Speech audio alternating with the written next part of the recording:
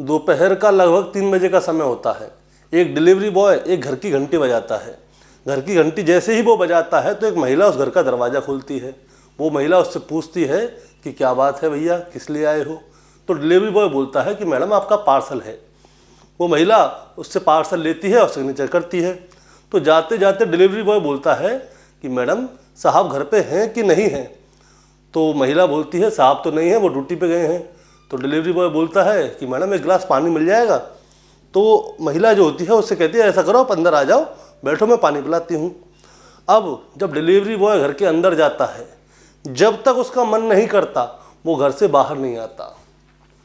और किसी को भी आसपास के घर के लोगों को नहीं पता कि डिलीवरी बॉय इस घर में है और इतने समय से है। और ये ऐसा पहली बार नहीं था, ऐसा कईयों सालों से होता आ रहा था। अब अचानक से सोशल मीडिया पर एक खबर फैलती है कि एक पुलिस वाले की वाइफ को किसी ने मार दिया है। वो जो महिला थी एक पुलिस वाले की घरवाली थी, यानी कि उसकी वाइफ थी। अब पुलिस ने इस घटनाक्रम का खुलासा करने के लिए तमाम जतन लगाए, तमाम कोशिश की। और ये एक ऐसा अंधा कत्ल था कि कातिल को ढूंढ पाना बहुत ही मुश्किल था। और आखिरकार पुलिस ने उस कातिल को गिरफ्तार कर लिया। अब जब पुलिस उसको गिरफ्तार कर लेती है तो कातिल उनसे बार बार यही पूछता है कि सर आपने मुझे गिरफ्तार कर लिया, ये सच है, मैंने उसका खून किया है, ये भी सच है, लेकिन आप मुझे ये बताइए कि आपको ये कैसे पता पड़ा कि वो खून मैंने ही किया है, और मैं पकड़ा कैसे गया, ये बता दो। अब पुलिस हंसती है और उससे कहती है कि पहले तुम ये बताओ कि तुमने कत्ल क्यों किया, कैसे किया और क्या वजह थी कि तुमने उस महिला का कत्ल किया। आखिरकार उस लड़के ने जब पूरी कहानी सुनाई तो लोगों को ये कहानी सुनकर बड़ी हैरानी हो रही थी कि आखिर ऐसा हो कैसे सकता है। दोस्तों, आज की कहानी उसी डिलीवरी बॉय, पुलिस वाले और पुलिस वाले की बीवी की है। नमस्कार दोस्तों, मैं गौरव शर्मा और आप देख रहे हैं गौरव शर्मा सफ़र। दोस्तों, आज की जो सच्ची घटना मैं आपको सुनाने जा रहा हूँ वो सच्ची घटना है छत्तीसगढ़ का एक ज़िला पड़ता है सुकमा। दरअसल सुकमा ज़िले में ही एक पुलिस वाला होता है जो कि डॉग हैंडलर होता है। उसका नाम शिशुपाल होता है। अब शिशुपाल अपनी पत्नी को बार बार फ़ोन करता है, उसकी पत्नी उसका फ़ोन नहीं उठाती। उसकी पत्नी रहती थी रायपुर का एक विधानसभा क्षेत्र है, उसी का एक इलाका है आमा सिवनी। आमा सिवनी के पास ही एक कॉलोनी है जो कि पुलिस कॉलोनी है, उसका ब्लॉक नंबर 1 और गली नंबर 4। वो अपनी पत्नी जोली को फ़ोन मिलाता है लेकिन फ़ोन उठता नहीं है। 6 मार्च सन 2024 की बात है दोस्तों। वो बार बार अपनी पत्नी को फ़ोन करता है लेकिन उसकी पत्नी उसका फ़ोन नहीं उठाती। अब वो अपनी पत्नी को 1 बार फ़ोन लगाता है, 2 बार फ़ोन लगाता है, 3 बार फ़ोन लगाता है, लेकिन उसका फ़ोन उठ नहीं रहा होता है। अब वो क्या करता है, वो सोचता है कि शायद उसकी पत्नी सो रही हो या कोई काम कर रही हो, इसलिए फ़ोन नहीं उठा पा रही। तो वो उसको 1-2 घंटे बाद दोबारा से फ़ोन करता है, लेकिन उसकी पत्नी जब भी फ़ोन नहीं उठाती। अब वो मन ही मन सोचता है कि आखिर क्या किया जाए। अब वो क्या करता है, उसके पड़ोस में ही उसके जानने वाले जो लोग होते हैं वो उनको फ़ोन करता है। अब वो अपने पड़ोसी से बोलता है कि पता नहीं क्या चक्कर है, मेरी बीवी मेरा फ़ोन नहीं उठा रही है, वो घर में सो रही है, कहीं बाहर गई है, क्या कोई काम कर रही है, ज़रा घर पे जाके देखो मेरी पत्नी क्या कर रही है, वो मेरा फ़ोन क्यों नहीं उठा रही। अब पड़ोसी उसके घर जाते हैं। अब पड़ोसी जब उसके घर जाते हैं तो वो देखते हैं कि उसका घर का ताला लगा हुआ है। अब उसके पड़ोसी उस पुलिस वाले को फ़ोन करते हैं कि साहब घर का तो ताला लगा हुआ है। तो वो पुलिस वाला बोलता है घर का ताला कैसे लगा हो सकता है, शायद कोई बात हो, तुम ऐसा करो घर के अंदर झांक के देखो कि अंदर क्या है, कोई है या नहीं है। अब जैसे ही पड़ोसी उसके घर के अंदर झांकता है तो वो खिड़की से देखता है कि घर में जगह जगह खून के निशान पड़े हैं और खून को घसीटने के निशान पड़े हुए हैं। अब वो उसको देखता है तो उसके होश फाख्ता हो जाते हैं। अब वो तुरंत खिड़की से दूर हो जाता है और पुलिस वाले से कहता है कि साहब घर में कोई ना कोई दिक्कत है, आप जल्दी से आ जाइए। वो कहता है क्या दिक्कत है। वो बोलता है कि घर में जगह जगह खून के निशान पड़े हुए हैं। अब जो पुलिस वाला होता है उस औरत का पति, वो अपनी तरफ से पहले ही पुलिस को फ़ोन कर देता है कि आप ज़रा घर पे आइए कि क्या चक्कर है, मेरे घर पे खून के निशान है। और जो पड़ोसी जो होता है जो उसके घर पे देखने के लिए जाता है वो भी पुलिस को फ़ोन कर देता है, वो भी पुलिस को बुलाता है। और अब पुलिस मौके पर पहुंचती है। जब पुलिस मौके पर पहुंचती है तो वो देखती है कि घर का ताला लगा हुआ है। अब पुलिस कहती है कि घर पे तो ताला लगा हुआ है, अब क्या किया जाए। अब क्या होता है, अब वो उसकी वीडियोग्राफी करवाते हैं। वो वीडियोग्राफी करवा के उस ताले को तोड़ देते हैं। अब जब ताला तोड़ा जाता है तो पुलिस घर में एंट्री करती है। अब वो घर में जाके देखते हैं कि पुलिस वाले की बीवी जो होती है वो घर के अंदर अर्धनग्न अवस्था में पड़ी होती है और घर के जगह जगह पे, घर में, आंगन में, कमरे में, सब जगह खून के निशान थे। ऐसा लग रहा था कि मानो उस महिला को किसी धारदार हथियार से बार बार गोद गोद के मारा हो, जिसकी वजह से उसकी मौत हो चुकी थी। अब पुलिस उस महिला की लाश को पोस्टमार्टम के लिए भेजती है। अब पोस्टमार्टम की रिपोर्ट में खुलासा होता है कि पहले इनको धक्का दिया गया है, जो इनको धक्का दिया गया है उससे इनके सर में चोट लगी है, और उसके बाद किसी धारदार हथियार से इन पर बार बार वार किया गया है। अब हत्या किसने की है, क्यों की है, ये पुलिस के लिए बहुत बड़ा सवाल था।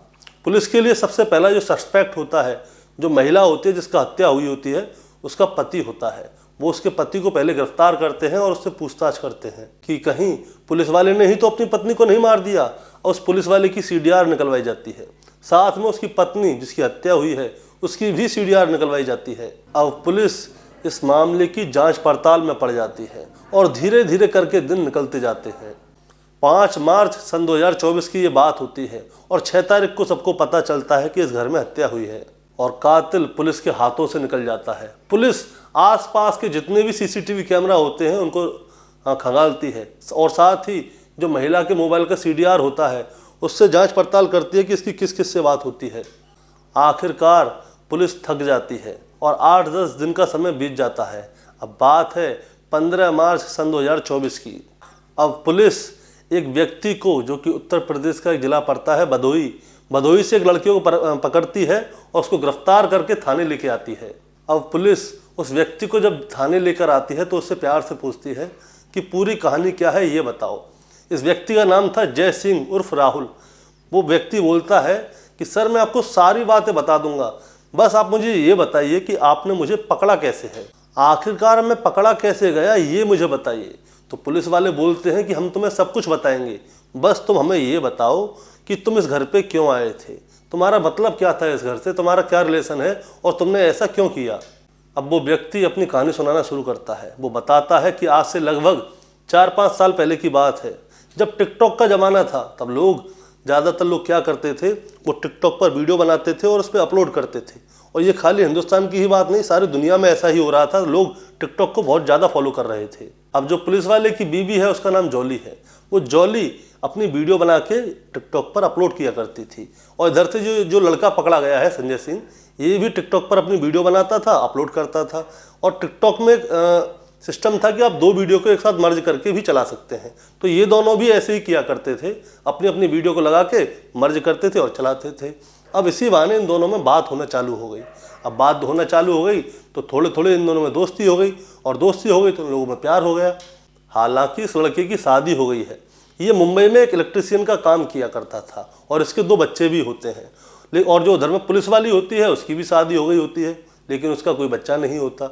लेकिन जो महिला थी इस लड़के से बात करती थी, इसके बारे में ना तो पुलिस वाले को पता था, ना ही लड़के के घर वालों को पता था। अब वो मुंबई से रह के वीडियो बनाता था और ये यहाँ से रायपुर से रह के वीडियो बनाती थी। अब ये दोनों वीडियो को मर्ज किया करते थे और चलाते थे, और इन दोनों को वीडियो चला भी करते थे। अब इन दोनों की दोस्ती होती है, प्यार होता है, तो वो महिला कहती है कि तुमसे मिलने का बहुत मन कर रहा है, तो किसी दिन आओ, जब फ्री हो तो आ जाओ रायपुर घूमने के लिए। अब वो लड़का मुंबई से फ्लाइट करके रायपुर आता है और इस महिला से मिलने के लिए। अब वो महिला बोलती है कि अगर तुम यहाँ पे आओगे तो ये पुलिस की कॉलोनी है और यहाँ पे लोग मुझे जानते भी हैं, अगर कोई देखेगा तो बात खराब होगी, तो हमें कुछ ना कुछ अलग करना होगा। अब वो लड़का क्या करता है, वो लड़का अपना दिमाग चलाता है। वो लड़का एक डिलीवरी बॉय की यूनिफॉर्म लेता है ताकि वो कभी उसके महिला के घर पे आए तो कोई उस पर शक ना कर पाए। अब वो डिलीवरी बॉय बन के उस महिला के घर पे आता है, उससे मिलता है और दोनों वक्त बिताते हैं जब तक उन दोनों का मन ना भर जाए। और वो लड़का उस वक्त पे घर पे आता था कि जब पुलिस वाला अपने घर पे नहीं होता था। हालांकि उस पुलिस वाले की और उसकी पत्नी की कई साल से लड़ाई झगड़ा भी चल रहा था। अब वो लड़का क्या करता था, वो उसी वक्त आता था जब पुलिस वाले नहीं है घर पे। वो डिलीवरी बॉय बन के आया घर पे, उस महिला के साथ में फिजिकल रिलेशनशिप बनाए और उसके साथ जितना समय हो सकता था बिताता था और उसके बाद चला जाता था। और ज़िंदगी उन दोनों की बहुत ही अच्छी कट रही थी। अब 4 साल से ये ऐसे ही चल रहा था। वो लड़का डिलीवरी बॉय बन के आता था, किसी को भी इस बात की भनक नहीं थी कि ये लड़का आता है, कौन है, क्या है, और वो महिला के साथ फिजिकल होता था और वहाँ से चला जाता था। और अब ऐसे ही 5 मार्च सन 2024 को ये लड़का मुंबई से रायपुर के लिए फ़्लाइट पकड़ता है। लगभग शाम का 6 बजे का समय होता है। ये जॉली के घर पे जाता है। अब जॉली से पूछता है कि क्या बात है, तुमने मुझे क्यों बुलाया है। तो जॉली, इस लड़के का नाम राहुल होता है, जॉली राहुल से बोलती है कि मैं तुमसे शादी करना चाहती हूँ और तुम्हें भी मुझसे शादी करनी होगी। अगर तुम मुझसे शादी नहीं करोगे तो मैं तुम्हारे खिलाफ पुलिस में रिपोर्ट लिखवा दूंगी कि पिछले 4 साल से तुम मेरा यौन उत्पीड़न कर रहे हो। लड़का ये वाली बात पहले से ही जानता था कि जॉली ने उसको क्यों बुलाया, क्योंकि उससे वो बहुत दिन से कह रही होती है कि मैं तुमसे शादी करना चाहती हूँ, कि मुझसे शादी करो। अब जब ये लड़का मुंबई से रायपुर आया था तो ये अपनी पूरी प्लानिंग के साथ आया था। इसने अपना मोबाइल पहले ही बंद कर दिया था। किसी को ये नहीं पता कि ये कहाँ जा रहा है, अपने गांव जा रहा है, रायपुर जा रहा है, कहाँ जा रहा है, ना इसके मालिक को ना इसके साथ वाले लोगों को। ये पहले ही पूरी प्लानिंग करके आया था और इसने कपड़े भी डिलीवरी बॉय के पहने हुए थे, ऊपर से टोपी लगाई हुई थी और मुँह बांधा हुआ था ताकि इसको कोई पहचान भी ना पाए। अब जब इन दोनों के बीच में बातचीत चल रही थी तो इन दोनों के बीच में झगड़ा हो जाता है। जब झगड़ा होता है तो वो लड़का उस महिला को, यानी कि जॉली को, धक्का मार देता है। उसका सर किसी पत्थर में जाके टकराता है। तो आसपास में कहीं पे कैंची पड़ी थी, वो लड़का उस कैंची को उठाता है और उस महिला के ऊपर बार पे बार किए जाता है। अब जब वो महिला मर जाती है तो लड़के को डर लगता है, तो वो सोचता है कि इस बॉडी का क्या करें। अब वो उस बॉडी को छुपाने के लिए उस लाश को घसीट के कभी इधर ले जाता है, कभी उधर ले जाता है, लेकिन वो लाश को छुपा नहीं पाता। अब वो करता क्या है, शाम को 6 साढ़े 6 बजे तो वो मुंबई से रायपुर आया था। अब उसको मुंबई वापस जाना था। अब मुंबई जाने की जो फ्लाइट थी वो थी शाम को 9 बजे की। अब जब वो फ्लाइट पकड़ने के लिए जाता है तो वो लेट हो जाता है। अब उसकी फ़्लाइट छूट जाती है। अब उसकी फ़्लाइट छूट जाती है तो वो परेशान होता है कि अब क्या करे। अब वो एयरपोर्ट से सीधे रेलवे स्टेशन पहुंचता है और रेलवे स्टेशन पर पूरी LTT एक्सप्रेस पकड़ के वो भूसावली तक पहुंचता है और भूसावली से वो कामायनी एक्सप्रेस पकड़ता है और कामायनी एक्सप्रेस से वो अपने गांव उत्तर प्रदेश के भदोही पहुंच जाता है। उस लड़के को अंदर ही अंदर ये लगता है कि इस घटनाक्रम के बारे में कोई नहीं जानेगा, क्योंकि उन्होंने कभी फ़ोन से बात नहीं की थी। वो सोशल मीडिया के मैसेंजर के थ्रू एक दूसरे से बात किया करते थे। अब ऐसी स्थिति में वो लड़का पुलिस वालों से बोलता है कि साहब, मैंने तो आपको अपनी पूरी कहानी बता दी, अब मुझे आप ये तो बता दीजिए कि आखिर मैं पकड़ा कैसे गया। पुलिस वाले उससे कहते हैं कि जब तुम मुंबई से रायपुर का जो सफ़र कर रहे थे ना, तो तुम्हें हवाई जहाज़ का टिकट मिला था। जब तुमने खून किया और जब तुम वहाँ से भाग रहे थे तो जल्दबाजी में तुम उस टिकट को उस घर पे ही भुलाए थे। शुरुआत में तो हमारी नज़र उस टिकट पर नहीं गई थी, लेकिन जब हम जांच पड़ताल और कर रहे थे तो हमारी नज़र उस टिकट पर गई थी। उस टिकट पर तुम्हारा नाम लिखा हुआ था। हम अब एयरपोर्ट गए, एयरपोर्ट पे जाकर उसके CCTV कैमरे जितने भी होते हैं उनकी फुटेज को चेक करते हैं, लेकिन उसमें तुम कहीं नहीं दिखे। फिर हमने मुंबई में जांच पड़ताल की जहाँ पे तुम काम करते हो, तो उन्होंने कहा कि तुम अपने गाँव आए हुए हो। फिर हम वहाँ से रायपुर आए तुम्हें गिरफ्तार करने के लिए, और फिर पुलिस वाले उस लड़के को गिरफ्तार करते हैं और उसे जेल भेज देते हैं। और पुलिस की पूरी कोशिश है कि कम से कम समय में उसके खिलाफ चार्जशीट दायर करे ताकि उसे सख्त से सख्त सज़ा मिल सके। और जो पुलिस वाला था जिसकी पत्नी मरी थी, उसके ऊपर जो पुलिस का शक था वो बिल्कुल बेबुनियाद था, वो तो बेचारा ईमानदार था। और जांच में ये पता चलता है कि पति पत्नी का विवाद चल रहा था, क्योंकि 12 साल पहले इनकी शादी हुई थी और शादी के बाद इन दोनों का कोई बच्चा नहीं था। हो सकता है कि इसी वजह से इन दोनों के बीच में विवाद हो। और पत्नी उससे अलग रहना चाहती थी, और पत्नी जो इसका जो टिकटॉकर फ्रेंड होता है, जो डिलीवरी बॉय बन के आता है, वो उससे शादी करना चाहती थी और उस पुलिस वाले को छोड़ना चाहती थी। लेकिन वो टिकटॉकर 2 बच्चों का बाप होता है और वो अपने दोनों बच्चों को छोड़ना नहीं चाहता, वो अपने परिवार को ख़राब करना नहीं चाहता था। लेकिन इस महिला की जिद के चलते इस महिला का कत्ल हो जाता है। दोस्तों, इस कहानी को आपको सुनाने का मतलब आपको विचलित करना नहीं है, आपको परेशान करना नहीं है, बस आपको सतर्क करना है।